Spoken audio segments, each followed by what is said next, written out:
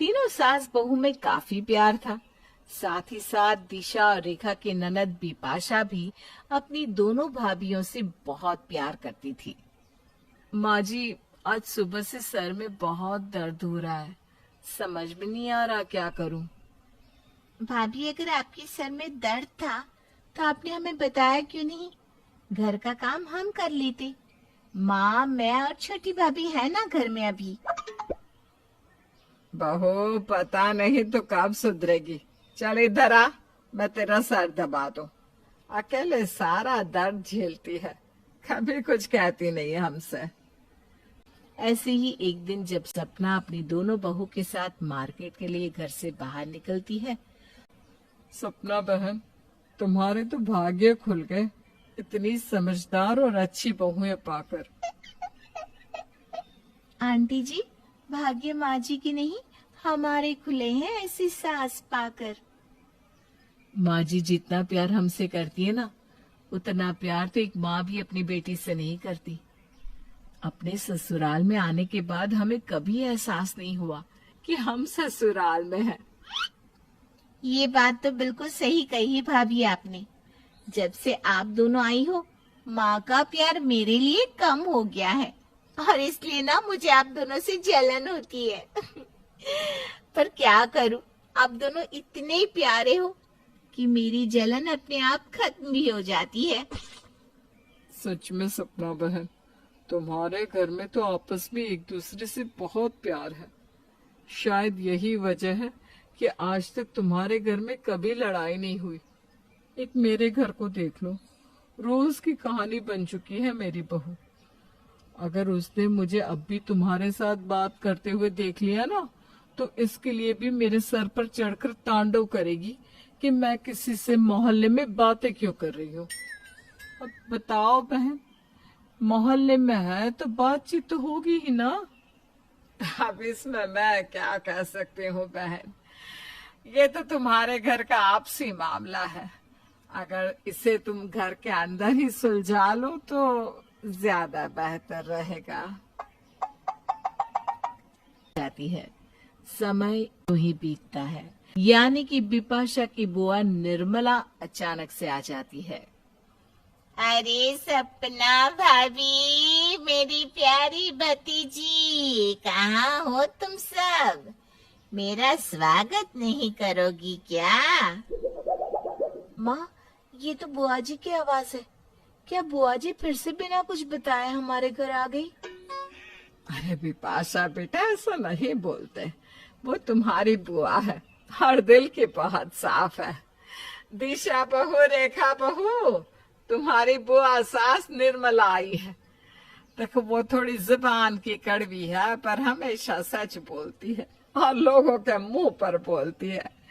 इसलिए वो कभी तुमसे कुछ कहे तो बुरा मत मानना और जाते ही उनके पैर छू लेना, वरना वो तुमसे नाराज हो जाएगी। पाई लागू बुआ जी, कैसी हैं आप? सफर में बहुत थक गई होंगी ना। आप बैठिए, मैं अभी आपके लिए कुछ नाश्ता पानी लेकर आती हूँ। आज आपसे मिलकर ना बहुत अच्छा लग रहा है बुआ जी। माँ जी आपकी हमेशा बातें किया करती हैं। पराये को कौन याद करता है बहू? और तेरी सास कैसी है मैं बहुत अच्छे से जानती हूँ, इसलिए तू ना अपनी सास की तारीफ मत कर। क्या हुआ? आपने आती ही मजाक शुरू कर दिया बुआ जी। रेखा बहू, दिशा बहू, जाओ जाकर बुआ के लिए कुछ बना दो, वो बहुत थक गई है। तब तक मैं बिपाशा के साथ मिलकर बुआ के रहने का इंतजाम कर देती हूँ। हाँ भाभी, इस बार जो भी कमरा दो ना, अच्छे से साफ सुथरा करके देना और मच्छरदानी जरूर लगवा देना। बाय गॉड, इस घर में मच्छर बहुत है। ऐसे 2 दिन बीत जाते हैं, पर इन 2 दिन में निर्मला देखती है कि सपना के घर में एक बार भी हंगामा नहीं हुआ। उन तीनों सास बहू में भी काफी प्यार है, कोई किसी की बात नहीं काटता। ये देखकर निर्मला को तो बड़ा अजीब लगता है।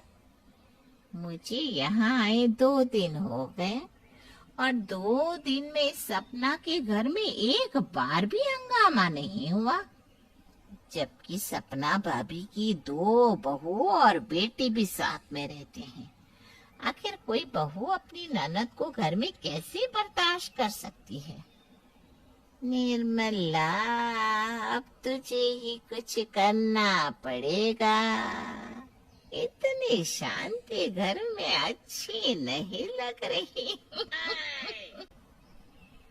अब क्या था, निर्मला को सपना के घर की शांति पसंद नहीं आती और वो इस शांत घर में हंगामा मचाने के लिए अपने काम पर लग जाती है। सबसे पहले निर्मला सपना की सबसे बड़ी बहू दिशा के पास जाती है, जो कि रसोई घर में खाना बना रही थी। अरे दिशा बहू, खाना बना रही हो? खुशबू तो बहुत अच्छी आ रही है। अच्छा, तुम्हारी देवरानी रेखा कहाँ है? वो तुम्हारे घर के कामों में मदद नहीं कराती क्या? अरे नहीं बुआ जी, ऐसा नहीं है। खाना मैं ही बनाती हूँ।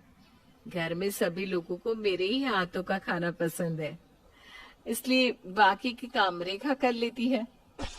अच्छा, तो ये बात है। घर की सबसे बड़ी जिम्मेदारी तेरे कंधों पर डाल दी है। खैर, डालने भी चाहिए, तू समझदार जो है। पर तेरी देवरानी ना बड़ी ही चालाक है। अरे घर में काम ही क्या होता है, झाड़ू पोछा बर्तन कपड़े, वो तो तेरी सास और ननद भी मिलकर करवा देती है। तुझे नहीं लगता कि तेरे साथ नाइंसाफी हो रही है? अरे नहीं बुआ जी, इसमें नाइंसाफी जैसी क्या बात है।